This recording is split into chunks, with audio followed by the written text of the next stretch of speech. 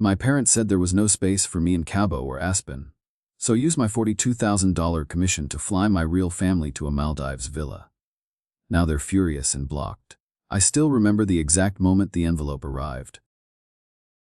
It was a Tuesday, one of those days I typically look for: morning showings, a bit of paperwork, nothing too demanding. I grabbed my mail on the way upstairs, thumbing through the usual junk: credit card offers, a grocery store flyer, something from my dentist, and then I saw it, a heavy with creamy stock paper, a law office return address in the corner. Whitmore and Associates, estate planning attorneys. My heart jumped. This was it. The trust fund. Grandma's trust fund. The one my parents had controlled 18. They'd promised me it would be fully available when I turned 28, and today marked 3 weeks past my birthday. Here it was. My financial freedom finally landing in my hands. I almost dropped my purse with my keys as I rushed to the door, eager to open it. Inside, I ripped the envelope open. The check slipped out first. I caught it, flipped it over, and froze. $14,650.08. I blinked at the numbers, rubbed my eyes, and read them again. $14,650.28. That couldn't be right. My grandmother had set up this trust when I was born, and I heard my parents talking about it when I was a kid. They'd mentioned life insurance payouts and investments, how the account had grown over the years. I'd never known the exact amount, but they'd always made it sound substantial. Enough to set me up after college. Enough to give me a start in life. But this was nothing. I grabbed the second sheet of paper, the financial statement, and my stomach dropped further. Administrative management fees, $8,450. Annual expenses, $12,300. Trustee compensation, $15,000 annually. Between $100,000 and $130,000 from my inheritance legally. And I hadn't known. I hadn't even questioned it. I stared at the check in my hand, still reeling from the shock. $14,650.28. That was what my parents had left me after controlling my trust fund for the last 10 years. The memories flooded back, childhood moments I had long read deep in my mind. I was 16 when it started. The summer my parents took Ella, my older sister, to Disney World. Dad came home one night with a stack of brochures, spreading them across the dining room table, and Ella squealed, hugging him. But when I asked about me, he looked up briefly and said, "The hotel's fully booked, kiddo. We could only get one room." They left me with Aunt Sarah that week. I spent it babysitting my cousin Delilah while Aunt Sarah worked at the hospital. When they came back, my parents were tanned and laughing, had a full Minnie Mouse outfit, a photo album, and all sorts of souvenirs. But me, I got a single pressed penny from the Magic Kingdom. When I later found the reservation confirmation for the hotel, I saw that it had been a standard room, 4-person occupancy. They hadn't booked a smaller room. They just hadn't wanted me there. Then came college. I worked 2 jobs at the campus library during waitressing at night. My parents said the trust was locked up until I graduated, that I needed to learn the value of hard work. Meanwhile, Ella got a full ride, a car, a laptop, a Lathy allowance. Graduation came and I walked across the stage alone. Mom and Dad texted me that morning, "Something came up. We'll celebrate when you visit next." Something came up. They'd taken Ella to Paris instead, a sister trip to celebrate her engagement. They'd raised glasses of champagne in front of the Eiffel Tower while I ate frozen pizza in my dorm room. It took me 6 years to pay off my student loans, 6 years of cramped studio apartments, a car held together with duct tape, and ramen dinners every night. The worst part, they didn't care. They'd taken my inheritance, drained it for their own con. I fought to get by. My parents had always used my trust fund as their personal ATM, and I had been too afraid to question them. But now, holding that pathetic check, I realized how long and letting them control me. I had known something was wrong all along, deep down, but I had never questioned them, not once. After all, Dad had made sure of that. When I was 22, desperate and barely making rent, calm, asking if there was any way to access the trust early. Maybe just a small loan against my own money. His voice went cold. You want to know what happens to ungrateful children that question their parents, Sadie? I'm the trustee. That means I have the legal authority to petition the court freeze those funds if I have concerns about your mental stability. You keep pushing me, and I'll have you declared incompetent. You won't see a dime until you're 50, if ever. I had apologized immediately, apologized for asking about my own inheritance. After that, I learned to stay quiet, to smile, to nod, and to accept whatever crumbs they were willing to throw my way. But now I had a choice. The trust was dissolved. The check was in my hands, and my parents had no control over it anymore. The power they once held was gone, and for the first time in my life, I didn't have to be afraid of them. I took a deep breath, trying to steady my shaking hands. The reality of what had just happened was still settling in. $14,650.28. That was all. The trust my grandmother had set up, the one my parents and promised would change my life, had been whittled away by management fees, reimbursements, and trustee compensation I never authorized. I didn't know what hurt more, the money, or the realization that they had never intended to give me what I was owed. The trust had always been a promise, a future they'd dangled in front of me, a dream I clung to for years. Now, that dream felt like a cruel joke. I had worked so hard to make something of myself despite them, and all I had to show for it was a meager check that barely covered a month's rent. I stared at the screen of my phone as it buzzed again. Another message from my mother: "Sweetie, did you get your little check? Don't spend it all in one place." I could almost hear the smug tone in her voice. That phrase, little check, like it was nothing, like it didn't represent years of neglect and exploitation. Like it wasn't the sum total of everything I'd worked for, sacrificed for, endured for. I wanted to scream, to throw the phone across the room. Instead, I dropped it on the couch beside me and buried my face in my hands. The tears came, hot and bitter, but they weren't just for the money. They were for everything. For the years I had spent trying to please them, trying to prove I was worthy of something more than what they gave me. For the vacations I'd been excluded from, for the birthday parties that never included me. For the feeling of always being less than. I thought back to when I was 16, the time Dad brought home the Disney World brochures and Ella's delighted squeal. I had asked if I could come too, but he told me, "The hotel's fully booked, kiddo. There's only room for 3. I'd nodded, of course, because I always understood. It wasn't the first time I'd been excluded. That week, I stayed with Aunt Sarah, taking care of Delilah while my parents and Ella basked in the sun. And when they came back, they handed me a single pressed penny. Ella had gotten an entire Minnie Mouse outfit. Then came college. I had worked 2 jobs to cover the gaps in my scholarship, barely scraping by. Meanwhile, Ella had a full ride, a car, and a monthly allowance. Graduation day came and my parents sent me a text: "Something came up. We'll celebrate when you visit next." They had taken Ella to Paris instead, a trip to celebrate her engagement, while I sat in my dorm room alone, eating frozen pizza. And the worst part, all those years of knowing, deep down, something was wrong but never having the courage to ask. I had never dared to question them, never asked where the money had gone. Not until now. Not until I held this worthless check in my hand. I wanted to scream at them, to tell them what they'd done to me. But all I could do was sit there, staring at the numbers on that check, and let the anger and betrayal wash over me. The phone buzzed again. It was my mother. I had half a mind to ignore it, but old habits died hard. I swiped to answer. "Sadie, sweetie." Her voice was syrupy sweet, like nothing had happened. Like I hadn't just opened an envelope that had stripped away the last remnants of the life I thought I had. "Did you get your little check?" She almost sounded too pleased with herself. I clenched fists, fighting back the rush of frustration that bubbled up. I could hear Ella in the background, laughing, probably making some snide comment about me. I gritted my teeth, pushing the anger down. "Yeah, I said, forcing the words out evenly. Not quite what I expected. "Oh, sweetie, it's just a little something to get you started," she said, the faintest hint of condescension in her voice. "Don't spend it all in one place." I could feel the sting of her words deep in my chest. Don't spend it all in one place, like it was pocket change.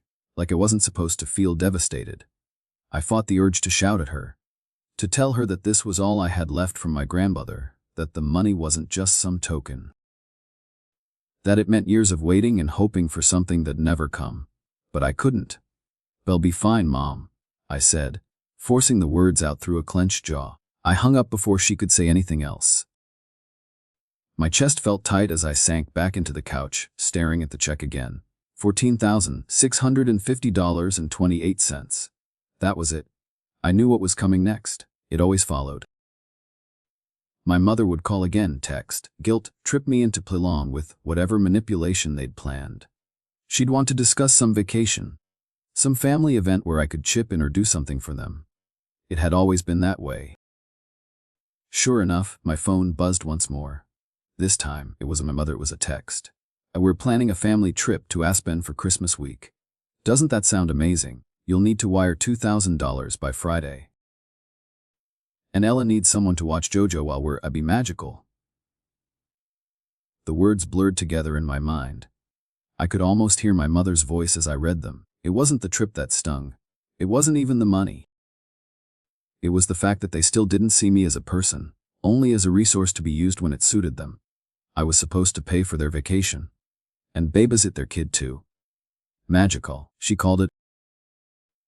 The trip she was planning with Ella, the one they'd never asked me to join. But they had the nerve to ask me for $2,000, and to expect me to spend my hard-earned money on a family had never treated me like one. The anger boiled up again, and I almost texted back something scathing. Something that would make them feel the way I felt. But I didn't. I had learned long ago that giving in to that rage only fed their control. Instead, I put my phone down, took a deep breath. It was time to make a choice, a real one. I wasn't going to let them manipulate me anymore. Not this time. For the first time in my life, I had something of my own money, my own independence. And I wasn't going to let them take it from me. I spent the next few days in a daze, replaying the moment when I opened the envelope over and over in my mind. But I couldn't sit in that frustration forever. I had a choice to make: let them continue controlling me, control back. I had just closed a deal, a big one. $42,000. The commission from a commercial property sale that had taken 3 months of grueling work. I could use it to start over, to do something they would never expect. It was the kind of money that would allow me to build a future. But it also gave me an opportunity to make a statement. I stared at my laptop screen, running the numbers in my head. $42,000. What could I do with that? What could I do for myself, for the people who had actually supported me? Then it hit me, I would use it. I would fly my real family, Aunt Sarah, Uncle Bo, in a place they'd never imagine. Somewhere they'd never get to see unless they were living in a dream. Somewhere my parents had never cared enough to show me. The Maldives. Private overwater villa, 7 days all-inclusive, 2-bedroom ocean residence. I double-checked the numbers, flights, accommodations, everything. $42,000. Exactly what I just earned. Tight, but I could do it. I could give them an experience that would mean something, that would show them that love doesn't need money, it needs real connection. I thought about the trips my parents had gone on, the ones they'd left me out of Cabo, Aspen, Paris. Those trips had always been about showing off, always about proving they were better than others. But for me, the Maldives wasn't about showing off. It was about showing love. Showing appreciation to the people who had always been there, who ever made me feel small. I picked up my phone, still feeling a little ridiculous. But I didn't care. I called Aunt Sarah first. "Hey Aunt Sarah, I've got something I want to talk to you," I said, the excitement creeping into my voice. "What's up, honey?" "I've just closed a deal. $42,000. And I've decided to take us somewhere." I paused, hearing her breathe on the other end. "Where?" she asked, cautiously. "The Maldives." There was silence for a moment, then her voice came back, steady but filled with emotion. "Sadie, you don't have to do that. We don't need anything from you. I know, but I want to. You've always been there for me, and I need you to know I appreciate it. So pack your bags. We're going." I could hear the smile in her voice as she agreed. We were going to the Maldives. Then I called Uncle Bo. I had no idea how he would read it, him to come too. He was always there for me, even when I didn't ask for help. "Boo," I said. I'm flying you out to the Maldives. He laughed, thinking it was a joke. But when I explained the plan, his tone shifted. Dearest, he asked, dead serious, you really want to spend that kind of money on us? I don't care. You've always had my back. Now it's my turn. He didn't hesitate. All right, Kate. If you say so, I'm in. The tickets were booked. The villa was reserved. I couldn't believe it. For the first time in my life, I was doing something for myself. For the people who had actually shown me what family meant. I had taken back control, and I was going to enjoy every single second of it. The open house was supposed to be my big break. A luxury property, $3 million. Nestled in the most exclusive neighborhood in the city. I had spent weeks preparing for it, staging the house, arranging catering, finalizing the guest list. This was the kind of listing that could change everything for me. It was my shot to prove to everyone, especially my boss Richard Sterling, that I was ready for the big leagues. I arrived early to do the final walkthrough, making sure everything was perfect. The house gleamed under the bright sunlight streaming through the floor-to-ceiling windows, showcasing its open floor plan and modern finishes. I was just about to go over my notes when my phone buzzed. I checked it, half expecting another message from my parents or Ella, but it was from Marcus, the head of security for the event. Miss Tate, he said, his voice tight, we have a problem. Two women slipped past the check-in. They gave us fake names, but once inside, they took off their hats and sunglasses. It's your mom and sister. My stomach sank. It wasn't a surprise, but it was still a punch to the gut. They're here, I asked, my voice barely above a whisper. They're in the living room now. It looks like they're making a scene. I rubbed my forehead, the familiar feeling of panic starting to set in. Keep them out. I'll be down in a second. I rushed downstairs, the worst-case scenario playing out in my mind. As I walked into the living room, I saw them. My mother, dramatically leaning against a sofa like she was about to faint, and Ella, her phone held high, capturing the moment. The room was full of people, potential buyers, who had stopped talking and were staring at the spectacle. Ella was speaking loudly, her voice carrying to every corner of the room. This is the woman you're trusting to sell your million-dollar homes. She pointed straight at me, her tone dripping with venom. Sadie Tate stole from her own family. She took our inheritance and used it to fund her little vacation while we struggle. I stood frozen at the top of the stairs, my mind racing. I had worked too hard for this moment to let them ruin it. But I couldn't just ignore them. They were here, making lies out of my truth. Trying to sabotage everything I had worked for. I stepped forward, my voice steady and calm as I addressed the room. Ladies and gentlemen, I apologize for the disruption. These two individuals are my estranged mother and sister. They've been harassing me for weeks after I refused to give them money, and now, they've come here to spread lies about me. The guests exchanged confused looks, some uncomfortable, others eager to leave.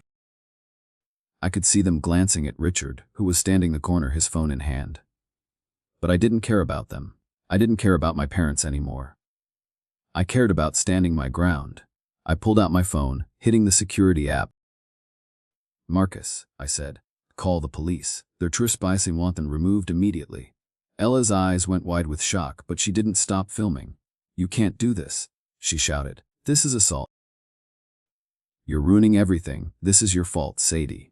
You're a thief, and now you're ruining your sister's career. I could see the others in the room, their eyes shifting uncomfortably between me and my family. A few buyers had already started to gather their things, their interest in the property clearly fading. My heart raced as I saw the damage they were doing, but I knew what I had to do. I am filing a police report, I said loudly, making sure everyone could hear. These actions are part of a continued harassment campaign by my family, and I have documented everything: texts, emails, recorded calls, and now this video. If you want to continue the tour, we can proceed as soon as they're removed. Richard stepped forward, his face pale. He glanced at my family, his expression tightening, then looked back at me. I'll back you up, Sadie, he said quietly. You've handled this with professionalism, despite what's going on. A few of the guests nodded in agreement, and I could see their discomfort begin to shift. They weren't here for drama. They were here to see a property, not witness a family meltdown. The security team moved in, both men stepping toward my mother and sister. Ladies, Marcus said in a calm, firm voice. You need to leave now. Ella tried to pull away, shouting obscenities at them, but the security guards weren't having it. You entered under false pretenses, and you're trespassing. We can escort you out, or you can leave on your own, your choice. My mother, who had been playing the victim, suddenly became livid. You're going to regret this, Sadie. She screamed, her face turning bright red. This is not over. You've humiliated us, just wait. I'll make sure everyone knows the truth about you. I didn't flee, I just stood there, my arms crossed, as the security guards escorted them out of the house. When the door slammed behind them, I finally let out the breath I had been holding. My hands were shaking, but I didn't let myself cry, nah now. I had won, I had kept my composure, stood up for myself in front of the very people my parents had tried to manipulate for years. Richard turned to me with a look of approval. Well done, Sadie. This is the kind of professionalism that gets deals done. Don't let them get to you. We'll keep the show going. I nodded, my heart still racing. I had done it. For the first time in my life, I had stood up to them and survived. And when the final offers came in, one at full asking price, two above, I knew I had won something even bigger than a real estate deal. I had won my freedom. The next few days were a blur. The open house had ended up being a success despite the Kai family had caused. It felt like a weight had been lifted off my shoulders, but there was no time to relax. The phone didn't stop buzzing, texts, calls, messages from people who had seen Delilah's video. My phone was practically on fire with notifications. It had started innocently enough. A simple TikTok video from Delilah, explaining how my fama has me, manipulated me, and how I finally stood up for myself. It had been posted just hours after we arrived in the Maldives, while we were sitting on the villa's deck, overlooking the endless turquoise water. By the time I checked my phone, it had already gone viral. 4 million views, Delilah said, her eyes wide as she scrolled through her phone. This is crazy, you're everywhere. I couldn't believe it. At first, it felt like a rush of adrenaline, a validation I didn't know I needed. But then, as the video spread, it was as if the world watching, old friends, former co-workers, and even strangers started messaging me. Some of them had always known my family was toxic, but others were just shocked by the truth Delilah had so casually exposed. Sadie, I saw your cousin's video, one message read. That's insane. I always thought something was off with your family. You're an inspiration. Another read, I had no idea your parents were like that. I'm so sorry. Stay strong. The responses were overwhelmingly supportive, but there were also a few that cut deeper, comments from people I had known for years, people who had been close to my family. Your sister's right. Sadie, you don't deserve any of that money. It's not like you worked for it. One message said, that's done, but I blocked the number before I could read any more. I didn't need that kind of negativity in my life anymore. Then came the email that turned my stomach. It was from one of Ella's major sponsors, Baby Bloom Brands. The subject line made my blood run cold, a contract termination. I opened it, my hands shaking. The email was straightforward, but its implications were clear. Ella had been dropped from her sponsorship deal. Baby Bloom Brands had decided to sever ties with her, decent social media content involving you and your family. They mentioned how her public perception didn't align with the brand's values. I stared at the screen for a long time, the words blurring. I thought about how Ella had bragged about the partnership for months, constantly posting about her sponsorships on Instagram, as if it validated her. And now, just like that, it was gone. I didn't feel sorry for her. Not after everything she had done to me. In fact, part of me a strange sense of satisfaction. Karma, it seemed, had a way of balancing the scales when you least expected it. But my phone buzzed again. This time it was a forwarded email from Ella Phil Fritz. You ruined me, it said. Do you have any idea what you've done? That was $15,000 a month, Sadie. I have a child to support. How could you be so selfish? I read it twice before deleting it. Her words were meant to manipulate me back into feeling guilty. But it didn't work anymore.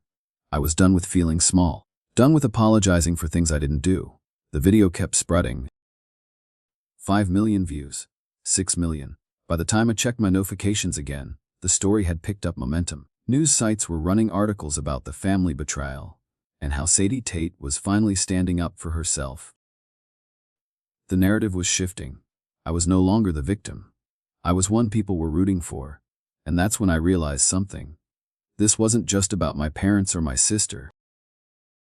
This was about me reclaiming my power, rewriting the story they had been telling for years. This was about me becoming the person I had always wanted to be. The person who didn't need their approval to live my life. The day after the video hit 6 million views, I took a call from my boss, Richard Sterling. His voice was even more subdued than usual. He said, "I saw the video. I just wanted to let you know we've had an influx of interest in your properties. Your professionalism during the open house. Impressive. You handled that situation better than most would have." "Thanks, Richard," I said, trying to keep my voice steady. "Just doing my job." "You're not just doing your job, Sadie. You're building a reputation. And after this, I think you've got a long career ahead of you. Keep it up." "We'll talk about the details next week, but I think we should start discussing your future here." I sat down on the balcony, letting the wind cool my face. The validation from Richard meant a lot more than I would to admit. I had always wanted his approval. But now I realized that I didn't need it. I was already on the path to success on my own terms. And then, just when I thought it couldn't get better, the offers started coming in, 3 offers. 1 at full asking price, 2 above it. I didn't have to factor them. They came to me, attracted by my professionalism and my refusal to let my family tear me down. I signed the papers the next day, and for the first time, I didn't feel the weight of their expectations bearing down on me. For the first time, I felt like I had done something right. It wasn't just a career win, it was a life win.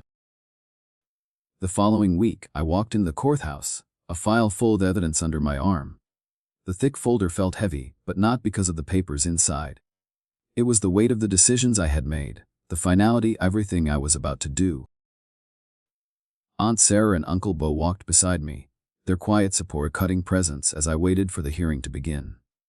I had never been to court before, and the sterile atmosphere felt foreign.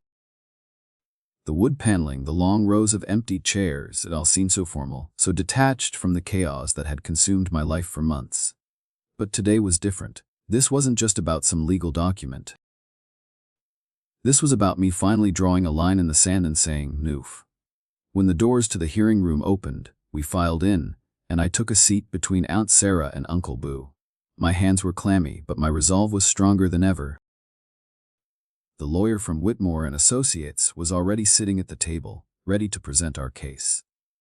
I could hear the hum of voices in the background, the low murmur of attorneys and clerks. When the judge entered, everything fell silent.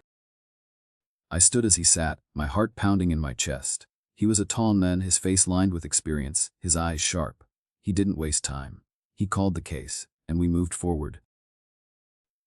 The lawyer for my parents had tried to argue their case, but was weak. They claimed I was exaggerating the harassment, that this was all some petty family dispute, but the evidence was undeniable: texts, emails, email footage. The recorded phone calls where my father threatened me, declared incompetent if I questioned him. I watched the judge's face as he reviewed the documents. His expression shifted as he watched the footage of other kicking down the door during the confrontation at my apartment. "This is clear harassment," the judge said, his voice calm but firm. "A temporary restraining order will be granted. The respondents are prohibited from contacting you directly or indirectly. Any violation results in immediate arrest." The words hit me like a wave, and for the first time in what felt like forever, I felt a sense of relief.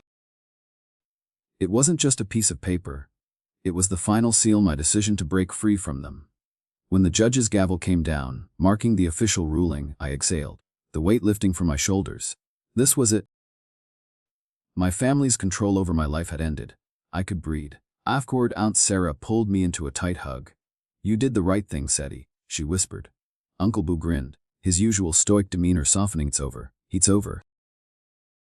You've got your life back." As we left the courthouse, I felt lighter than I had in years. The knot that had been in my chest since I was a child, since I'd first understood that I wasn't truly loved the way I should have been, started to loosen. I was free. That night, I drove home to my apartment, which had become my sanctuary. It was small, but it was mine. As I unlocked the door and stepped inside, it felt different. I looked around at the familiar surroundings, the little things that made it mine, and I realized I no longer had to pretend. No more pretending that I was okay with the way they treated me, no more hiding my resentment. I had won, not in some dramatic, revenge-fueled way, but the net power of standing my ground. I had kept my dignity. I had kept my sanity. And now, I had my future. The next few weeks flew by. I finished up a few more deals and continued to focus on my career. The Maldives trip with Aunt Sarah, Uncle Bo, and Delilah was everything I had imagined. It was peace. It was joy. It was the kind of family I had always wanted, the kind that doesn't need money or grand gestures to show they care.